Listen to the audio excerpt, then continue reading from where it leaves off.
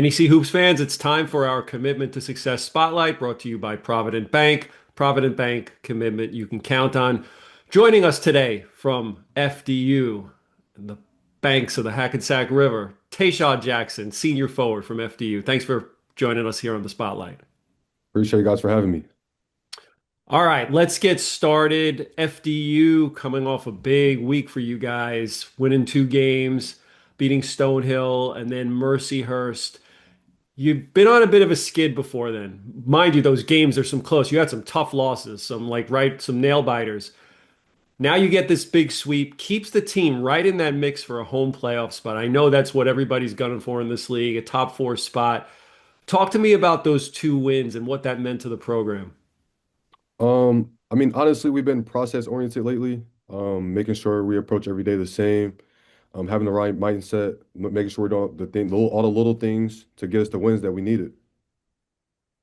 Late in the second half in the game against Stonehill, you had quite a sequence. This was almost Wemby-like. You blocked a shot, then ran the ran the floor, caught the outlet, and dunked. How did that play feel? And how excited were you feeling that energy from the crowd?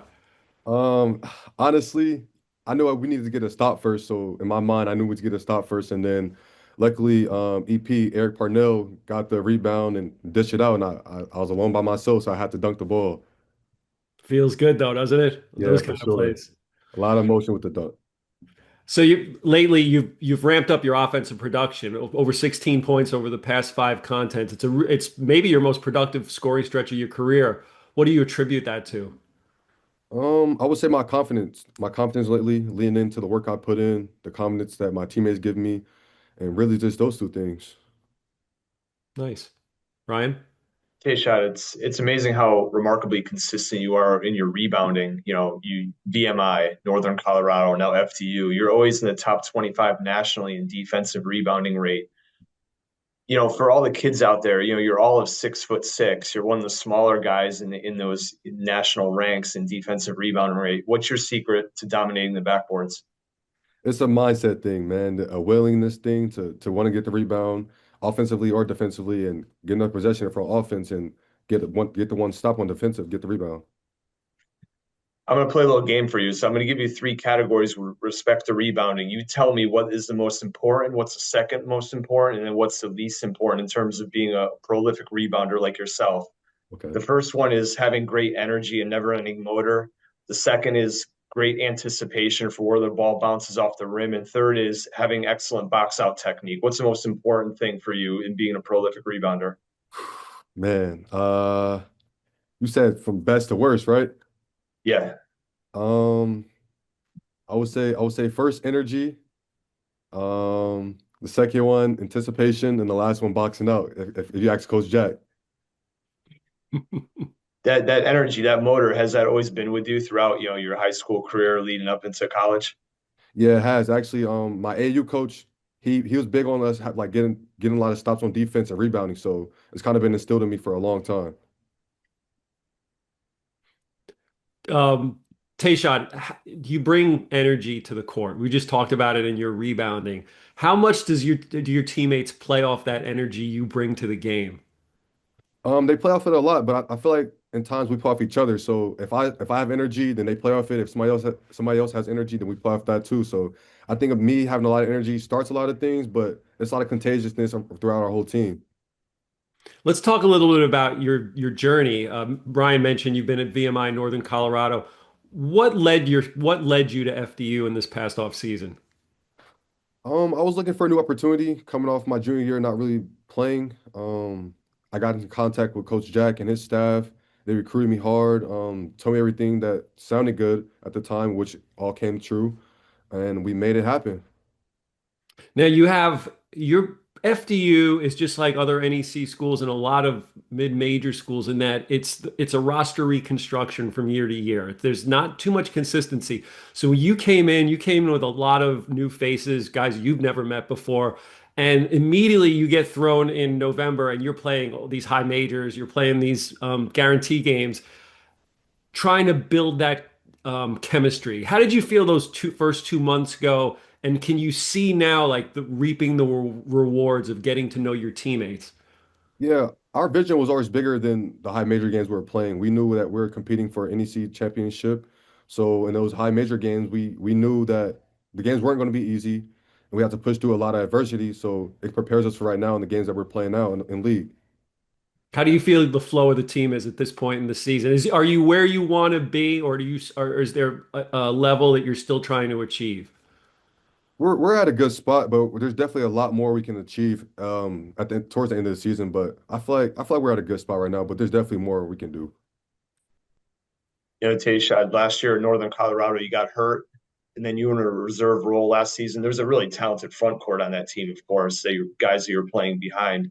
That team won the Big Sky regular season championship, and so your experience from that. What were some of the lessons from that championship season that you were able to instill into your teammates this year at FDU? Well, I've always been a team first guy, so taking a step back from my junior year, coming off my doubled over my sophomore year, it really wasn't hard for me because I knew at the end of the day we're all chasing the same goal. Coming into FDU, it was pretty much the same, still being a team first guy, having a winning mentality, bringing guys along with the same mentality, and pushing every day to try to win the NC championship. Did that experience in Northern Colorado make you a better leader now today? Yes, for sure, for sure. I appreciate everybody at Northern Colorado because it helped me change my mindset coming from VMI to Northern Colorado to now at FDU. Yeah, and I'm sure that wasn't your idea that Northern Colorado would be just a stopping ground for another spot, but obviously things happen for a reason. It didn't work out in Northern Colorado, but you found a great fit with Coach Castleberry in FDU. What makes you most thankful about being in FDU Knight as you embark on your final season in college? I think what makes it special is knowing that the coaches, my strength coach, my teammates, everybody in the facility, all faculty members have my back. And I feel like you don't get that at a lot of schools. And I feel like this is the place here where you feel all that from top to bottom. Taeshaud, we like asking players about who they emulate their game after. You're the way you have a unique style to your game. Is there somebody either in the NBA or maybe in your past that you've said, yeah, I like the way they play. I'm going to try to model some of the moves I have. I would say mentality wise, Colin Sexton. I watched a lot of Colin Sexton growing up in high school. So his mentality, just the dog mindset. Player wise, I would say Jimmy Butler or Carmelo Anthony. But I'm a big LeBron fan, but I don't model my game after him. What's your NBA team? Oh, I don't have an NBA team, but I'm a big LeBron fan. So if LeBron plays for the Jazz, and I'm a Jazz fan. That's a good. All right. Well, maybe you get a few more seasons out of LeBron. I don't know if he's I ever hope going to so, stop. man. All right, final question. You talked about it before about how you feel like FDU's in a good spot, but maybe you can get to another level. How do you unlock that level? Like, what needs to happen? You're in a good position. You're one game out of fourth place. Now, I know that's a goal, getting to fourth, but it's probably not the only goal. It's like you want to keep moving up those standings, and then when March comes, you want to make that run. What do you need to do to what's the cheat code for FDU to get where you want to be in March? I would say the cheat code for us is consistency. I think throughout league play, we wasn't really consistent at the first half of the league play, but I think consistency is really our next step to turning the corner and actually getting to where we want to be. Awesome. And what about you as an individual? Do you have an individual goal for the rest of the year? Honestly, just to win the championship, man. Everything else comes with that. So if we win the championship, I know all the accolades will come with that as well. It's a great mindset. Well, that's we've heard it. We've heard it all today from Taeshaud Jackson, FDU on a roll right now. Two games coming up this week, St. Francis and then Central Connecticut, both at home. So turn out for that game, cheer on your Knights, and Tayshaw will be watching you, and hopefully we'll get a chance to talk again in the future. For sure. I appreciate you guys. All right, that was our Commitment to Success Spotlight brought to you by Provident Bank. Provident Bank, commitment you can count on.